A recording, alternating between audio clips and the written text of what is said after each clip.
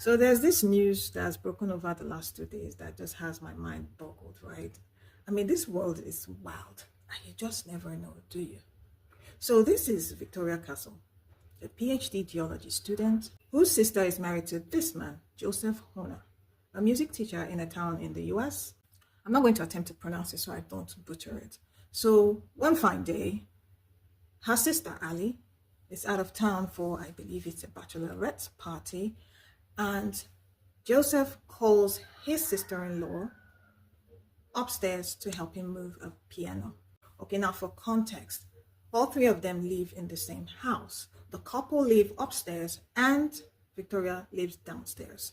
So they've probably lived out like that for a long while. So I guess it wasn't out of place to answer a call for help or a call for support from her brother-in-law upstairs to help him with something, right? But unfortunately, that turned out to be the biggest mistake of this girl's life, because when she got there to help with the piano, he attacked her from behind, strangled her until she got limp, and then proceeded to rape her. He called the cops, confessing to what had happened. By the time she was taken to the hospital, she was pronounced dead there.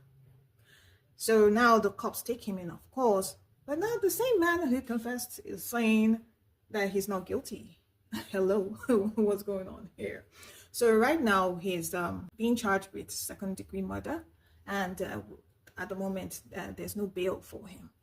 Okay, so this is the crazy thing. Okay, it gets crazier actually, because from the reports it's saying that this man has nursed a lust, an obsession for this his sister-in-law for 10 years. I'm talking about since 2017, about the time that he probably started dating the sister Ali and got to meet her. So for the last 10 years, this man has obsessed over his sister-in-law. She has lived rent-free in his head for the last 10 years. And this is wild because they live in the same house. They have lived in the same house for a while. The couple got married in 2023, and Victoria had a tribute to the couple that said the man was one of the most wonderful people on earth. I mean, how blindsided can somebody be? I mean, you need to watch your back, and now you need to watch your back in your own family house. You're not safe outside, but the real danger is resident with you, the resident evil with you.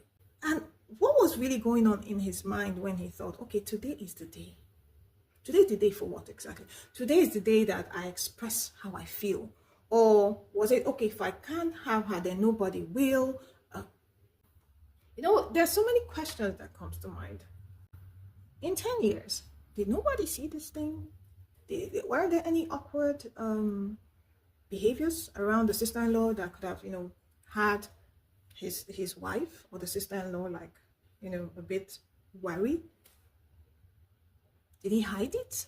Did he mask it well enough? 10 years that it just went boom this time around. I mean, imagine it go from 0 to 100 suddenly after 10 years. Another question. Okay, so he's obsessed. And it's not like obsession is a good thing, right? Because obsession is really not love. Love is good, love is kind, love is patient. There's so much goodness and virtue about love that will not intentionally harm you that is being loved. Okay, so obsession is not a good thing, but let's just say this man had it anyway. How come the person he was obsessed with wasn't his wife? I mean, you're talking about misplaced priorities right now.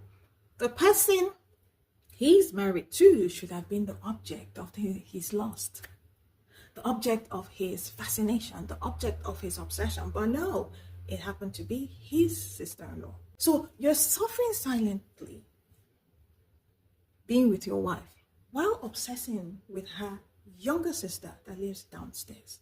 Some men actually are married to women that they don't even like. They're married to women that they don't even find attractive. They're married to women that they have to sit in their car for a bit and gather themselves before they get into the house to meet their wife. Some men would rather even spend the night at the office and you know, like claim like they have a whole ton of work to do than to sit with their wives. So I mean, stuff like that happens, but hello, if there's any kind of obsession, it really should be with the wife. But here we are with a brother-in-law that's obsessed with his sister-in-law. And then there's the other thought too about, did he get with the sister to get close to her? Because, oh boy, it's not out of place, you know, to find pedophiles who actually get with single mothers because they want access to their children. Is it something like he has idolized this young lady and then he got with her sister to get closer to her?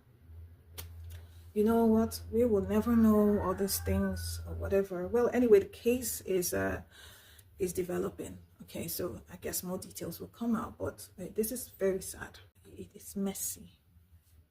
And you can imagine how the wife feels in all of this. You're losing your baby sister in the most gruesome way possible, and the person who did it is the man that you love.